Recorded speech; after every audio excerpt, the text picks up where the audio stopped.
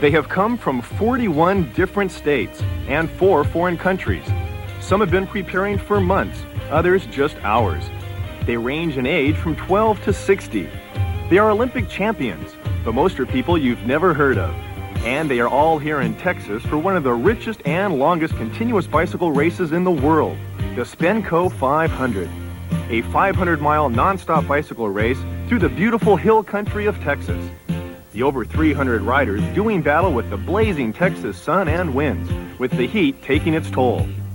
They will ride into the night, only to be plagued by further headwinds and dust.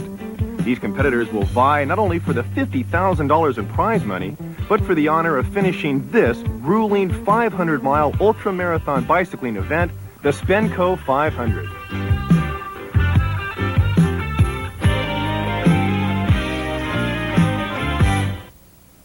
More people are taking to the road on bicycles than ever before. And one name every racer knows is Spenco. Because Spenco makes your time on a bicycle more comfortable. Mike Shermer, ultramarathon cyclist, would never ride a mile without his Spenco seat pad. So if you use your bicycle for leisure, touring, or competition, be sure to put the Spenco seat pad between you and your bike. The Spenco seat pad with exclusive polymer cushioning available at fine bicycle shops everywhere.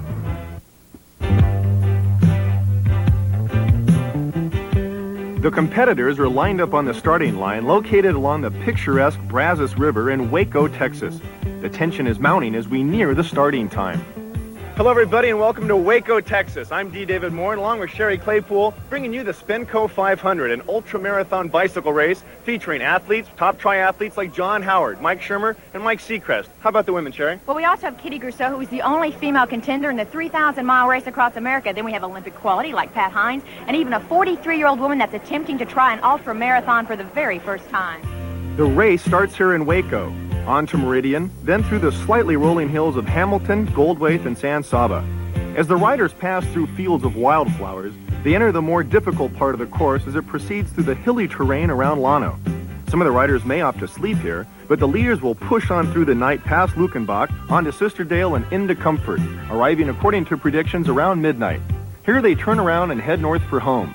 They double back on the course to the finish line in Waco for a total of 520 miles.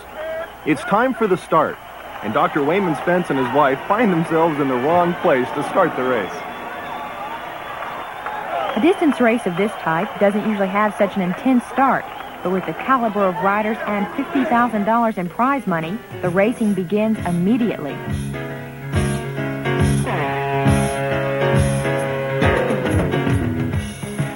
The leaders form a group made up of pre-race favorites, like former Olympic cyclist and triathlete John Howard, ultramarathon cyclist and Race Across America riders Mike Shermer, Mike Seacrest, and Bernie Hansen, as well as road racer champions Charlie Holbrook and Stephen Speaks.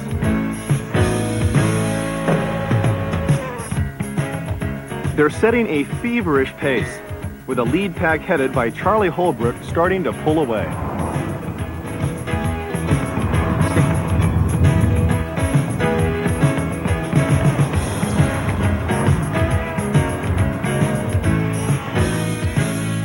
With just an hour since the start, the leaders are 30 miles from Waco and have passed through Valley Mills.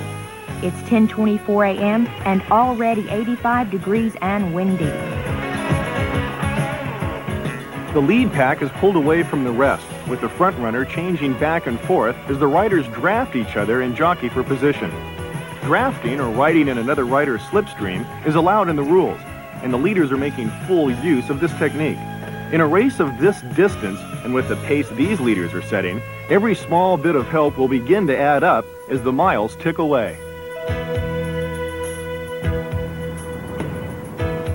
Through the town of Clifton, the present leader, 28-year-old Charlie Holbrook, gave us his view on the first part of the race. Hey, I passed once.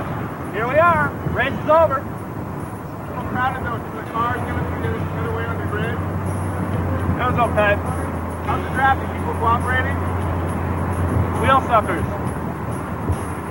Forecast calls for hot, windy, and sunny conditions with a record-breaking high temperature in the upper Sierras. Winds will be out of the south. Between Clifton and Meridian, the leaders pass the first of 13 aid stations set up by the Spenco Medical Corporation to provide liquids, food, and medical assistance to the riders here. They exchange water bottles and are handed food as they pass by.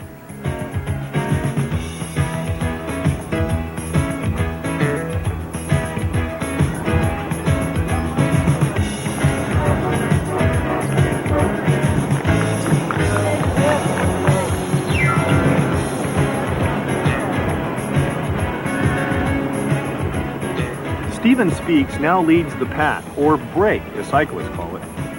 Meanwhile, a few miles back, the lead woman, triathlete Pat Hines, drafts another group of riders. Pat is a top competitor in triathlons and a protege of John Howard. She is very strong and did well in the Hawaiian Ironman triathlon. We talked earlier with Pat about her strategy for the race. I win from the front. I'm not a sprinter. I'm not a really disciplined pack rider, which means I get too eager and I want to be ahead and I want to be out there in front. So I'm going to try to stay out the front the whole way and just keep a real steady pace. As the morning wore on, the temperature climbed into the 90s. I talked with Pat about her present position some 2 hours into the race. We heard you were going to try to ride with John Howard. Well, will you tell that guy to slow down up there? How am I supposed to catch him if he's going so fast?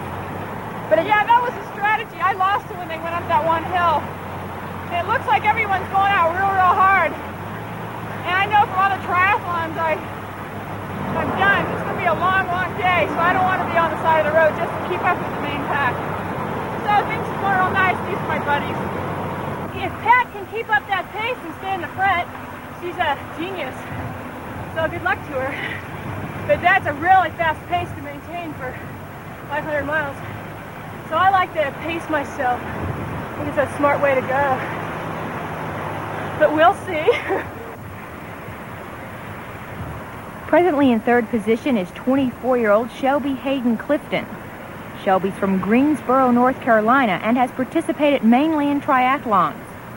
She has no experience in long-distance bicycle riding and appears at this point to be riding in high gear and riding very fast, something that could take its toll later. In fourth position is pre-race favorite Kitty Grosso. She was the only female to qualify for the 1983 Race Across America. She's from Sacramento, California, and a really tough competitor.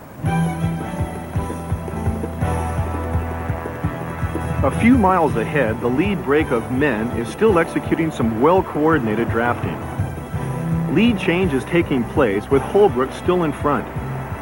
The asphalt is warming up and the tires are starting to blister, and the riders are cooking.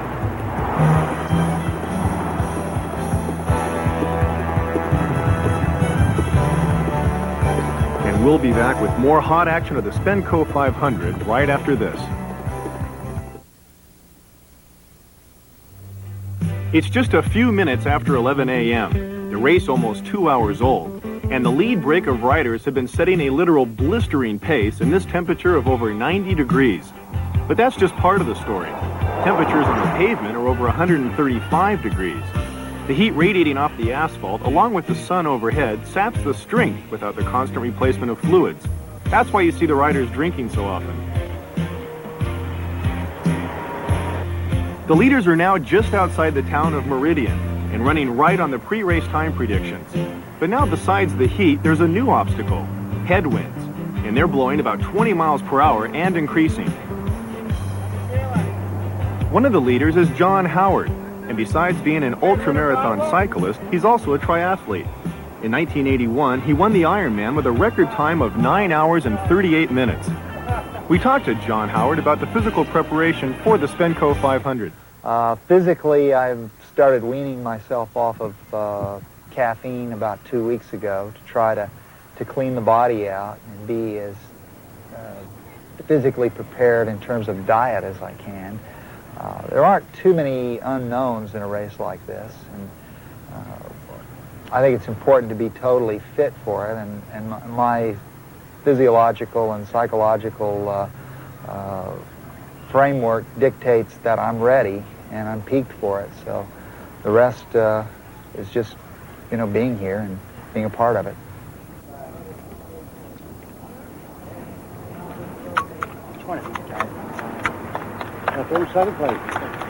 At 12:30 p.m., the lead pack roars through the third aid station, not taking the time to take on any water.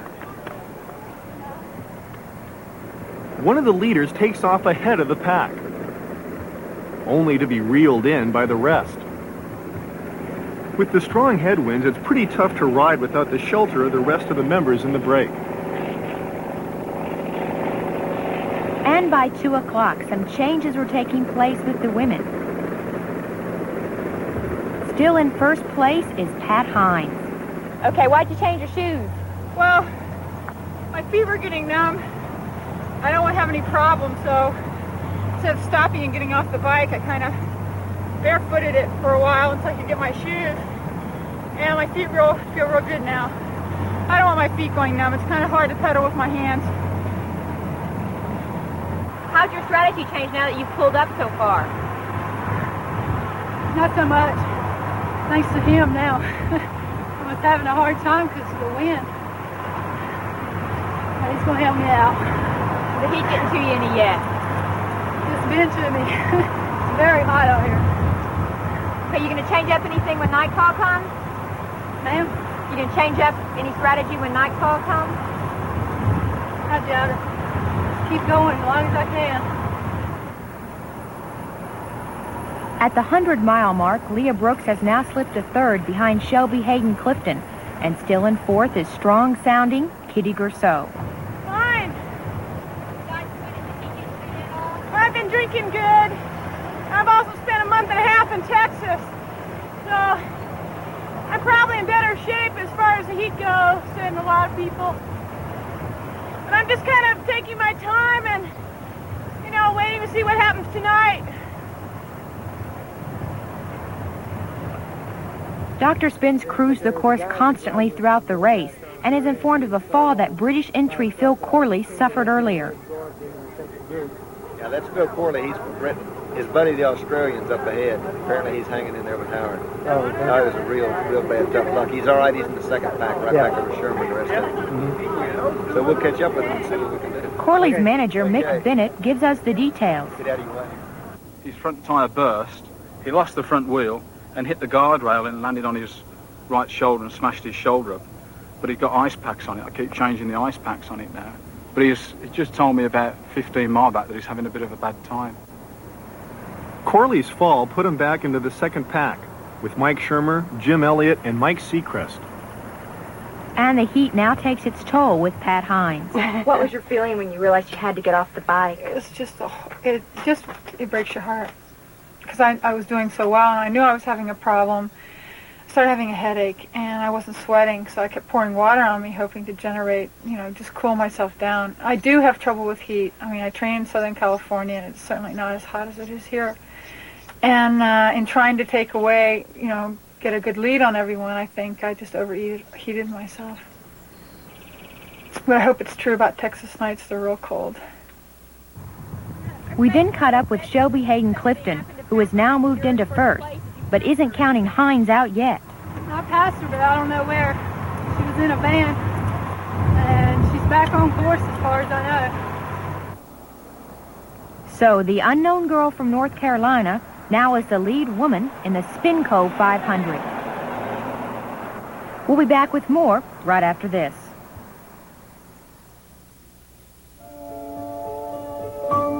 The hill country of Texas is beautiful in April. Wildflowers everywhere, the trees and grass are bright green. But on this stretch of highway, a group of men are struggling against a 30-mile-per-hour headwind and an unrelenting sun to catch the lead pack in this grueling 500-mile bicycle race. The second pack is trailing the leaders by about 2 miles, a matter of less than 10 minutes. This group is made up of some of the most prestigious names in ultramarathon cycling.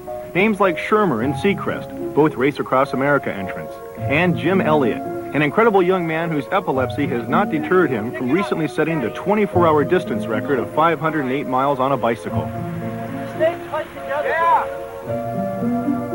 Mike Seacrest, the third-place finisher in the 1983 Transcontinental Race Across America, tells about his preparation for the Spenco 500. I wasn't over in Hawaii when I was training. When needed help. Oh, yeah. Mentally, in any long-distance event like this, you'll reach a point where you hit the wall many times and you say, I want to quit. Well, in order to prepare for that, I went through a self-inflicted isolationism, meaning during the winter months in Michigan, I rode in a 4x8 storage room on my racer mate, and then moving to Hawaii, I would ride the 1,000 miles per week up and down the Ironman course, back and forth over the lava fields, and anyone who's been there knows the conditions are very boring, and it's tremendous winds that you have to battle. So once you can overcome the boredom and the wind of that course, nothing really can defeat you mentally. So anything that could happen in this race is not going to be defeating mentally to me. So physically I'm ready, mentally I'm ready. It's just now, I guess, a bit of good luck. All these guys can't keep it up in this thing, but I can. Let's see. And this guy can. That guy is Jim Elliott. Jim was diagnosed with epilepsy at the age of 4, but with the aid of medication, he's able to maintain a full-time training regimen, making him one of the top marathon cyclists in the world. Although his physical appearance is long and lanky, his stamina and endurance is legendary. The injured Englishman Phil Corley and Jim Elliott move ahead of the second pack. But ahead of them and moving to within sight of the lead break is Mike Seacrest. Is Seacrest making his move on the leaders? It certainly seems as though those weeks and months of training in closets and lava fields may be paying off. The lead break, meanwhile, are being blasted by the continually shifting cross and headwinds, trying to find shelter amongst themselves as they constantly shift back and forth, creating the fatigue-easing draft. While the lead men and women vie for thousands of dollars in prize money, what motivates other people to ride the 500-mile bicycle race? People like Jerome Koshar, a 59-year-old from New York, who rode his bicycle all the way from New York to Waco, riding continuously for 23 days. We asked him what started his love affair with a bicycle. Well, I was in a sedentary occupation. I was a jeweler all my life, basically a watchmaker, sitting at the bench. And when I was about 35 years old, I decided that I was deteriorating, that I was just going downhill. At 35, I was an old man, and I decided to look for some kind of a athletic activity.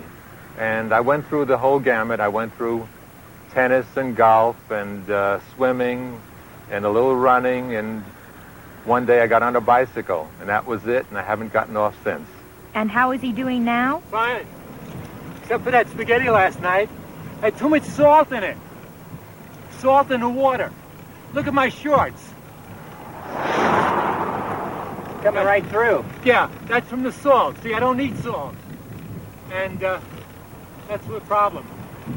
Has the wind been a factor with you so far? Oh, it's working on you, yeah. How's is it awful hot on you? Do you need any suntan lotion or anything, or? No, I got a couple of days of sun. I did it. Good. So far you feel like you're not going to have a problem going the distance? No. Good. Just waiting for the night so I can kick it up. You're going to go all night? Yeah. Try to. If I don't, I'll sleep for about a half hour. Despite the heat and winds, the leaders are on schedule as they pass through the 6th aid station at Cherokee. About 8.5 hours now into the Spenco 500. The lead pack that you see right now dwindled down to 6 competitors. This group of 6 consists of Charlie Holbrook, Steve Speaks, Brian Roberts, John Howard, Chris Ode, and the rider from Australia, Neil Stevens. Neil, how you doing? Not too bad, Mark. Any problems so far? Oh, I got a bit of plastic caught me rear to rail. That's about it, though. And his strategy for the race? My strategy for the race would be pretty well to hang around near the favourites, such as Phil Corley from England, John Howard from America, try to stay as close to them and try to follow as what they do as much as I can. And I think if I can get to the finish with those guys, I've got a good chance of coming around them, because I'm renowned for my speed. Yeah, we had a bit of we're getting along really good now. Good pace and that. We're going really well. We're picking up time all the time. But the cooperation in the lead break wasn't all that great. How you feeling? All right. It starts to become apparent that there is tension amongst the lead break, and Charlie Holbrook gives us some insight into what's happening. That headwind, we've had 150 miles of headwind, and I feel a lot better now, but there was a time. Look at these guys. There was a time it was starting to get shaky. It's all a head game now. Just have to keep telling myself that everything will be fine. We got a group of 6 being chased by a group of 4, and we expect to have like an hour on them, because we've got like almost 45 now. So we're looking pretty good. I just have to hang tough. It's a mental thing now. But I'll tell you, this might be my last one of these. This is tough business. At 5 p.m., almost 8 hours since the start of the Spenco 500, the standings are first Charlie Holbrook, then Steve Speaks, Neil Stevens, Chris Ode, Brian Roberts, and John Howard. With the women, it's first Shelby Hayden-Clifton, then Leah Brooks, Kitty Grousseau, and back on course and in fourth is Pat Hines. And we'll be back right after this.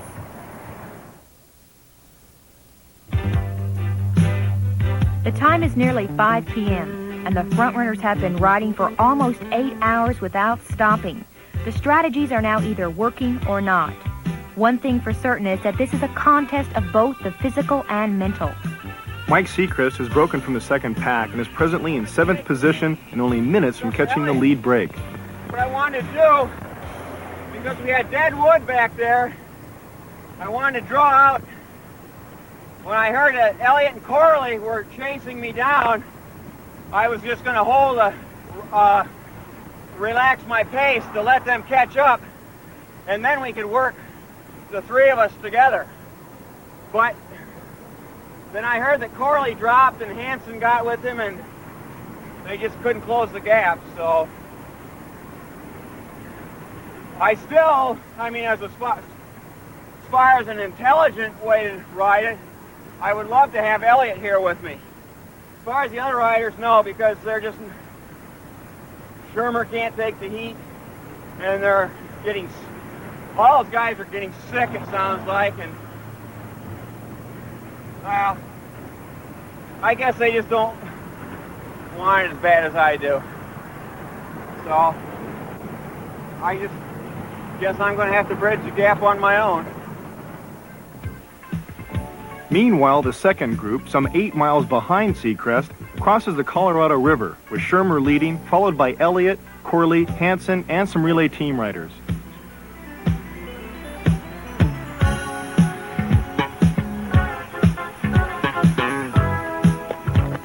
The lack of potassium because of the loss of water through perspiration is causing muscle cramps. We talked with Jim Elliott, who is also having some problems. How do you feel? Pretty tired. How are you? I had stomach cramps. I still got them, I think.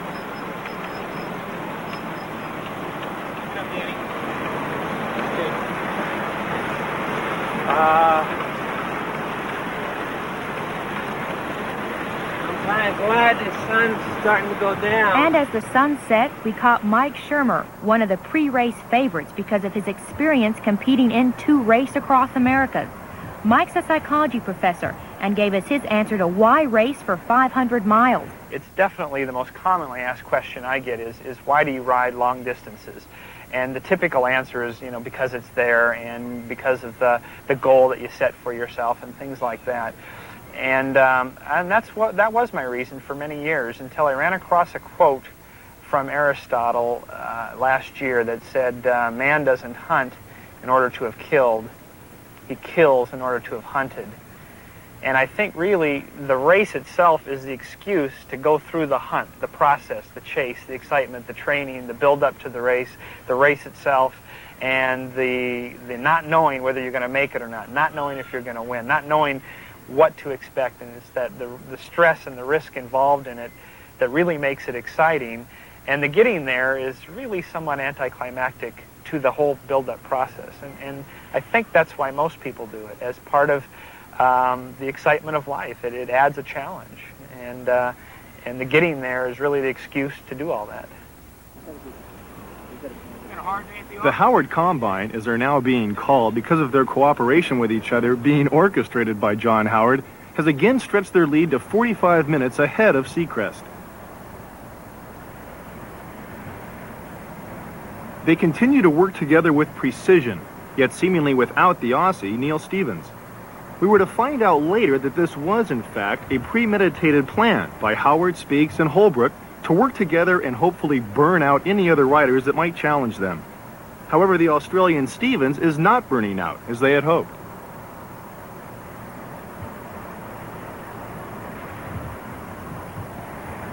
None of this group have gotten off their bikes since the start, some 11 hours earlier. Then suddenly, they all spontaneously agree to stop and rest. They lay down right on the pavement for massages, rest, and food. Hey, Texas, what's happening? Friday night.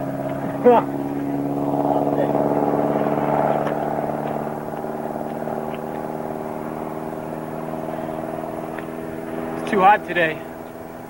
I'm not used to that heat. It really fried me. Hopefully I'll feel better later on. Sure you will. I know I'm in better shape than this.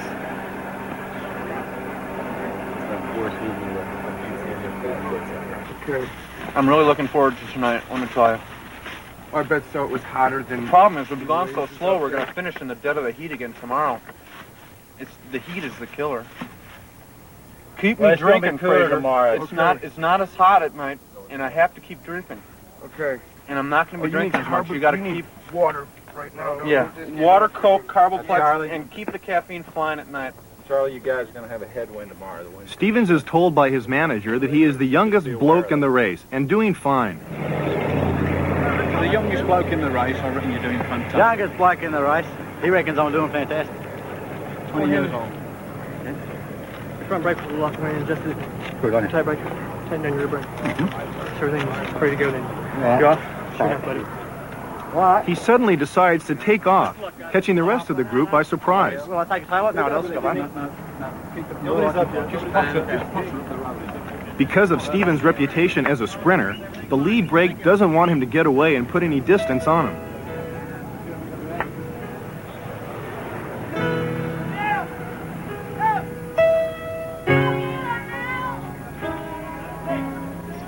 Within a matter of seconds, all thoughts of pain and fatigue are forgotten, and the lead brake is on the road once again. I don't feel the pain today. The road is like a cloud with my face in the wind. There's no stopping me now.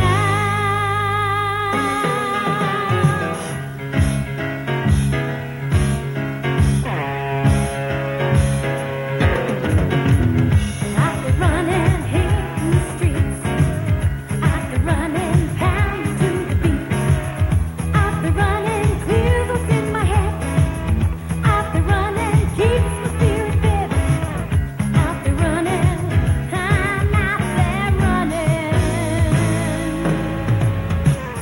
after running here in the streets, after running pound to the beat, after running clears what's in my head, after running keeps my spirit fed, after running I'm out there running.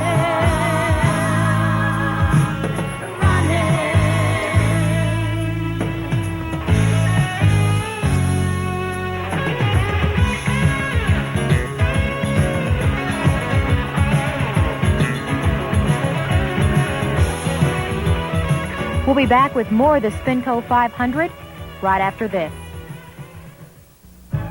Where is the ultimate test for bicycle gloves? On the hands of a bicycle racer. In this case, Mike Shermer, ultramarathon cyclist and contestant in the grueling Race Across America, puts his hands into the Spenco gloves for 3,000 continuous miles and said, "I wouldn't ride a mile without Spenco gloves." Developed throughout 2 decades of medical research, the exclusive Spenco padding absorbs pressure, shock, and vibration just like natural tissue. Spenco bicycle gloves, available at fine bicycle shops everywhere.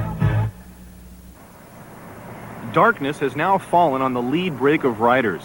Chris Ode has dropped out of the race due to exhaustion, leaving Holbrook, Speaks, Howard, Stevens, and Roberts in the pack. The leaders are nearing the historic town of Fredericksburg after making the loop, and now begin to double back on the course toward Waco and the finish line. John Howard is now beginning to show why he is the champion that he is. How's the weather treating you guys, okay? Well, still too hot. Other than the wind switching, I guess everything's great. Looks like you got a headwind back in your face again? Yeah. Easy. Slow turnaround.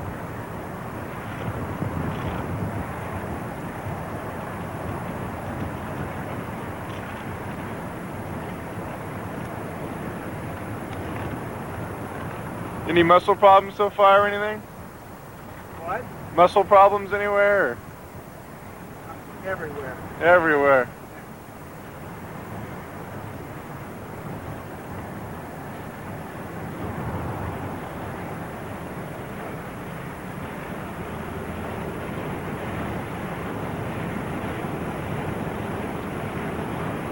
I guess Chris had a little bit of trouble, huh? Chris Odd, the 6th man. He quit. Got tired. Another person to drop from the race is a dejected Jim Elliott. We talked with him as he sat on the road next to his support vehicle. Okay, you've been on the bike so long, and I know you've trained a long time. How does Yeah. it feel to have to get off after all this?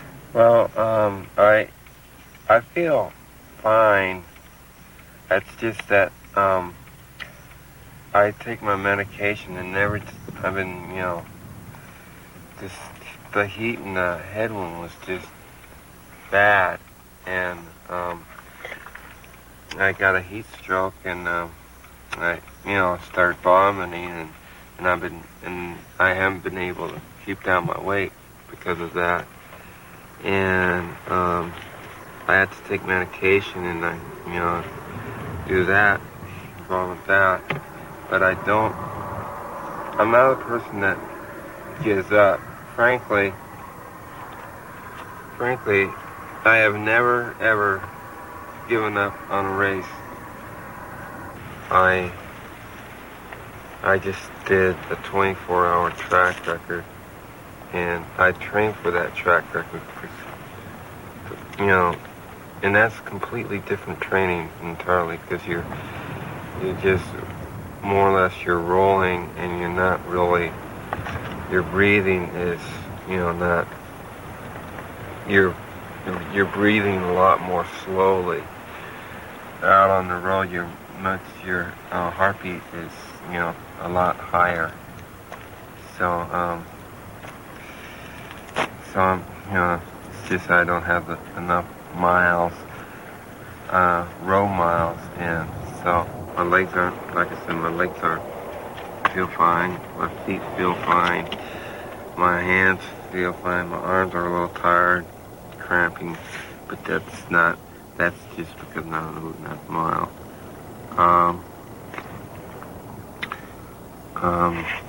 I just have chest pains up in here, and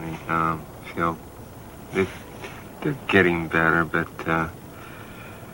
I just have a feeling as soon as I start up, it's back, they really hurt, so I don't know. Is this headwind really something to go against? Well, this is ridiculous. We had headwind all the way down, which means I should have a tailwind. But of course, we don't. Any closing thoughts on tonight? Yeah, don't go to bed, because I'm going to catch him tonight. I'm going to get Howard, and I'm going to wring him out. Were you in the in that second pack then? with Shermer and Elliott and all those guys? For a while until I got sick and everything, yeah. You got sick? Yeah. What happened? I don't know. Physically sick? Physically sick. To your stomach? Yes. Got I made a mess out of one of my bikes. Had to have my crew clean it up. That's above and beyond the call of duty, you know.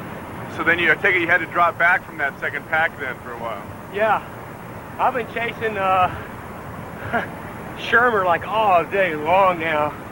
And we got messed up in Comfort, missed the checkpoint, had to go back, lost about 4 miles. Such is life. C'est la vie. How do you feel now? Better, but I think the heat and the wind from the day plus B, I feel like this, I felt better. This is probably the worst day I've ever had on the bike. This is just a nightmare. Then having to chase Shermer. We were right on him. Then we had to go back to Comfort again. And so I climbed the hill ahead of us. We had to turn around and go back. Comfort is the halfway point. Besides the aid station, the real comfort was knowing you were heading home. D. David talked with the second-place woman, Leah Brooks, in Comfort. How do you feel right now? I'm tired. I'm real tired. I guess I always thought this marathon stuff would be kind of romantic. No way. What's your strategy at this point? Curl up and go to sleep. Forget about it. I don't know. I think I'll keep trying. Leah rode another 15 miles and then withdrew. How are you feeling? Pretty good. My knees are hurting. Still getting there. Anything else hurting? The back. I feel my back just a little bit. But other than that, still going. Are you surprised to be in the lead, or? Very much. How did it happen? I don't know. I came here really just for the challenge of the race because I've never done anything like this. And when I knew Pat Hines was there, I knew she was a state time trialist and all this, of which I am too at North Carolina. So I knew it'd be between me and her and Kitty. I don't know. Do you know where Kitty's at? Haven't seen her. Good. Have you done a race this long before? No, this is my first one. Maybe my last. I don't know. I was thinking about doing the 800-miler. What is it, John Marino Open. Yeah, John Marino. But I don't know. I doubt it. Have to do more training. How much training had you done for this one? The last 3 weeks I've done 200 miles a week. I only had like a month to get ready for it. We'll have more on the Spenco 500 right after this. At 7:22 a.m. on Saturday, the lead group of men are halfway between Hamilton and Meridian. An uncommunicative Steve Speaks is in the lead. Mike Seacrest got off the course during the night, losing valuable time, and decided to withdraw due to the then insurmountable lead of the Howard Combine. Charlie Holbrook gave us the rundown on the night's activities. So how was last night? I went through the wall and back about 8 times. One time I was throwing up all over myself. This is the hardest race I've ever done. I mean, this really is. It's just you keep going in and out of these different stages. You know, it's like one moment you feel fine, the next moment you're about to die. And it's just incredible. I tell you, we owe a lot to John Howard. His experience, he's so smart. As far as that one Australian guy with the British jersey, it's like he took a flyer on us in the middle of the night. The Aussie did. Yeah, and he's fast. And we just hung him out to dry. I mean, if it was up to me, I would have caught him as fast as I could. But Howard said, let him fry. Sure enough, dead meat. You're browned off? If I had got there, I would have been a show, I reckon. Been going strong. Now I'll break away for a while. I'm finishing well. I reckon if I had got to the finish, I would have been hard to beat. I sort of ganged up. Fixed my little rag, I suppose. When did things start to get spread out? Well, I spread them out. This is a combine, and I didn't want Neil in it because he's a dangerous sprinter, so I'm with him. I'm looking after him, so to speak. When my teammates are up the road, hopefully we're going to end up with first and second as a result. Shelby Hayden Clifton is still in first and unchallenged as she heads towards San Saba. She still has about 160 miles to go at this point, with exhaustion her biggest opponent. Her husband has been her only support crew member and has followed her continually now for the last 22 hours. About what? What was it like to ride at night? Tell me what you saw, what happened. Well, it wasn't too bad because he stayed behind me with the truck, and then my light went out, and he definitely couldn't leave me there. He did once, and it would come on and off. And I had to, coast just to get it going. And I saw a few deer, some big rabbits, and saw my first armadillo. First live armadillo, that is. Other than that, that's about all I can remember. It felt real good. I had a real good pace almost all night. Just passing Shelby, but going the other direction is Jerome Koshar, still going strong. So I had a little, the heat got me yesterday, and I had to recuperate, that's all. I took a little rest, and that was it. Now I'm back. That heat, huh? Where did you rest? At the stop before Lano. Stop before Lano. I just tried to get some rest. The mosquitoes ate me up, and I couldn't sleep, so I just took off. And so you feel good now? Oh yeah, I'm fine. Yeah. Yeah, that heat just dehydrated you. Everything stopped. The kidneys stopped working. Everything. No water. But back to normal. In the early morning hours, Steve Speaks and Brian Roberts made a break for the finish line, followed by Holbrook. Eventually, Speaks pulled away to take a 20-minute lead. This left John Howard and Ozzie Stevens to do battle for fourth. Howard continued to stay with Stevens in order to assure a win for his combine members.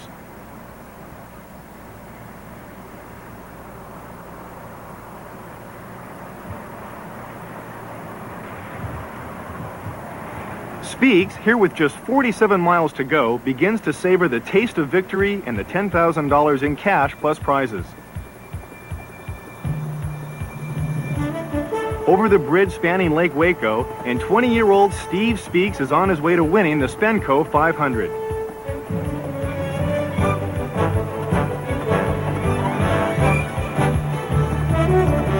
Around the last corner,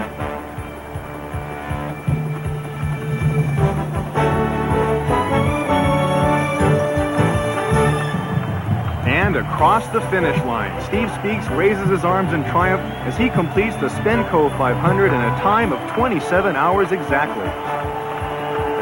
Steve Speaks of Waterloo, Iowa, rode an average pace of over 19 miles per hour for 27 straight hours.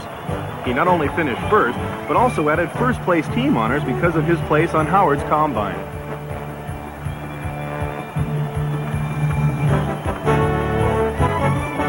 I know you're obviously exhausted, but if you can tell us a little bit about the race and how it went for you. Well, that was the first time I've ever ridden over 200 miles, and we were trying to work for Howard to get him to win, and things just didn't work out that way. Coming across the finish line just 19 minutes later was second-place finisher Charlie Holbrook.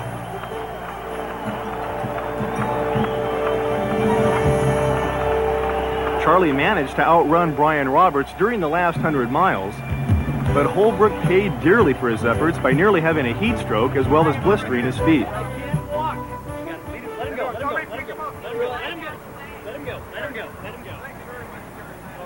But it was a fine effort nonetheless by road racer Charlie Holbrook from Palo Alto, California. Tailgate. Get him in the shades off. Get him here right now.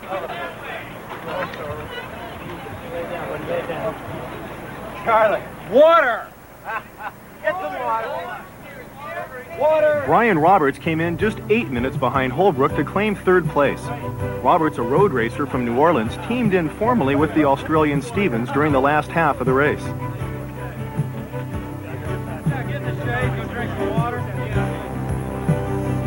At 1:29 p.m., Howard and Stevens rounded the last corner and sprinted towards the finish line. Up until then, they were neck and neck until Howard, putting up a courageous last effort, took fourth just 3 seconds ahead of Stevens. That's 3 seconds after 500 miles and 28 hours and 11 minutes of riding.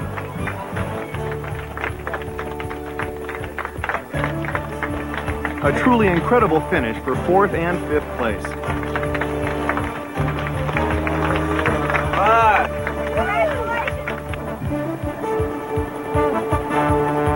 At 5:20 p.m. on Saturday, Shelby Hayden Clifton is just 2 miles from the finish.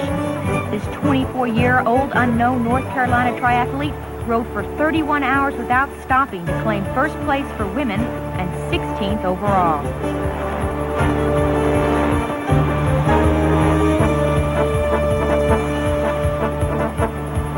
She received $7,000 in cash and prizes, and in fact wasn't aware of the prize amount until towards the end of the race.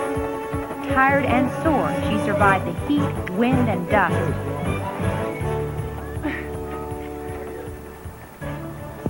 This was just a team effort. You and your husband following you, all these people had tons of support vehicles, a lot of people. You two did it by yourselves. What do you think about that? Whenever we first started, he was going like every 7 miles, and I was dying of thirst because the heat was killing me. And then after a while, I told him to stick closer, so he started sticking closer. And then after I took the lead, he came and stayed behind me a lot, and he was always there. In a race of this nature, all the winners put forth a near superhuman physical effort. But those like Jim Elliott, a severe epileptic, even though having to withdraw, is every much a winner as those taking home prizes. And then there's Harry Cordalis, totally blind. Harry stopped on his way back from just running the Boston Marathon to ride as a member of a tandem team. He completed the 500 miles in a time of 47 hours and 50 minutes. And he said, the only losers are those who don't line up on the starting line. And lining up in that starting line every day for the last 59 years is Jerome Cochard, who in his own words was an old man at 35, until he started riding a bicycle. He proved Sunday night at 7:22 p.m. that he has what it takes to be considered a very young man at the age of 59. How far can I go? How hard can I push myself? Maybe I'll never know. Close my eyes, keep flying. I don't want it to ever end. There is no finish line for tomorrow. I'll be out there again. This is D. David and Sherry Claypool saying thanks for joining us for the Spenco 500.